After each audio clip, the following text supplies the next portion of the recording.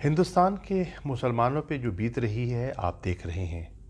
आप देख रहे हैं कि उनको किस तरह इम्तियाजी सलूक की वो नज़र हो रहे हैं, और इन हालात को सामने रखते हुए मैंने सेक्रेटरी जनरल ओआईसी और जितने ओआईसी के वज़राए ख़ारजा हैं उनको मैंने एक ख़त लिखा है, और उस ख़त में मैंने ज़िक्र किया है कि किस तरह हुकूमत हिंदुस्तान, उनके वज़रा, कैबिनेट मेंबर्स, ऑफिशल्स किस तरह मुसलमानों को निशाना बना रहे हैं और किस तरह वो उनको मरूद इल्ज़ाम ठहरा रहे हैं कि आज हिंदुस्तान में जो कोरोना वायरस फैला है ये मुसलमानों की वजह से फैला है।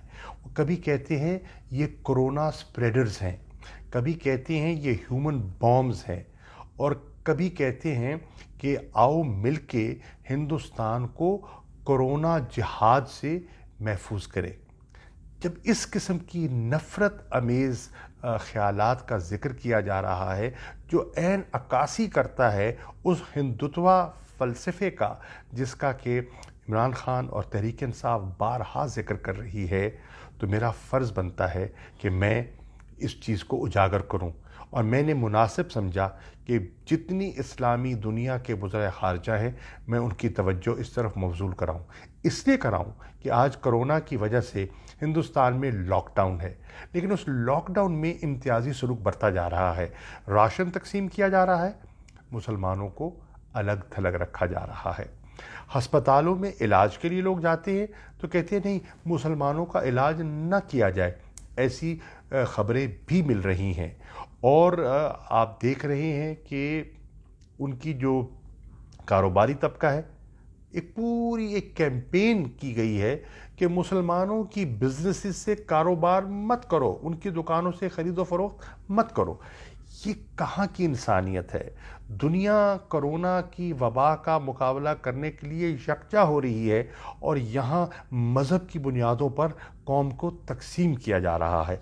इस चीज़ को सामने रखते हुए इस एंटी इस्लाम, एंटी मुस्लिम कैंपेन को, जो कि बड़ी फैल चुकी है पूरे हिंदुस्तान में नहीं बल्कि मशरक़ वस्ता में, गल्फ़ के ममालिक में जहाँ हिंदुस्तानियों की बहुत बड़ी तादाद रहती है, उनमें फैल चुकी है। आप देखें ना, आप सोशल मीडिया उठा के देखें, आप बीजेपी का जो सोशल मीडिया सेल है उसी के प्रचार का आप मुताला कर लें, मुआयना कर लें, तो आपको अंदाज़ा होगा कि आज मुसलमानों पर क्या कैफियत बीत रही है। उन पर हमले किए जा रहे हैं, ज़दोकोब किया जा रहा है। आपने देखा पहले दिल्ली में उनकी अमलाक को जलाया गया, मस्जिदों पे हमले किए गए, माह रमज़ान का महीना है, मस्जिदों पर हमले किए गए। ये है कैफियत, और इस कैफियत के लिए मैं समझता हूँ कि हमें इसका नोटिस लेना चाहिए।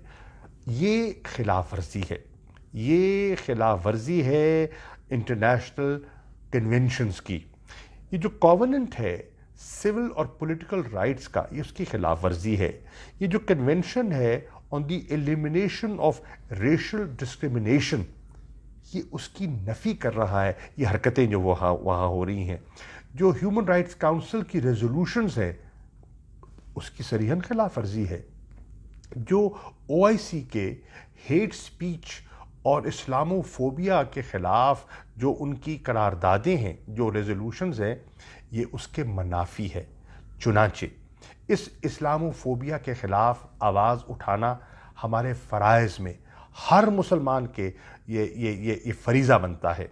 और मैं शुक्रगुज़ार हूँ गल्फ़ ममालिक, मिडल ईस्ट के मुसलमान आम शहरियों का मैं शुक्रगुज़ार हूँ जिन्होंने इसके ख़िलाफ़ आवाज़ बुलंद की है।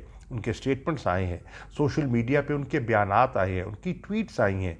मैं दरख्वास्त कर रहा हूँ हुकूमतों से, अपने वज़राए ख़ारजा से कि इसका नोटिस ले।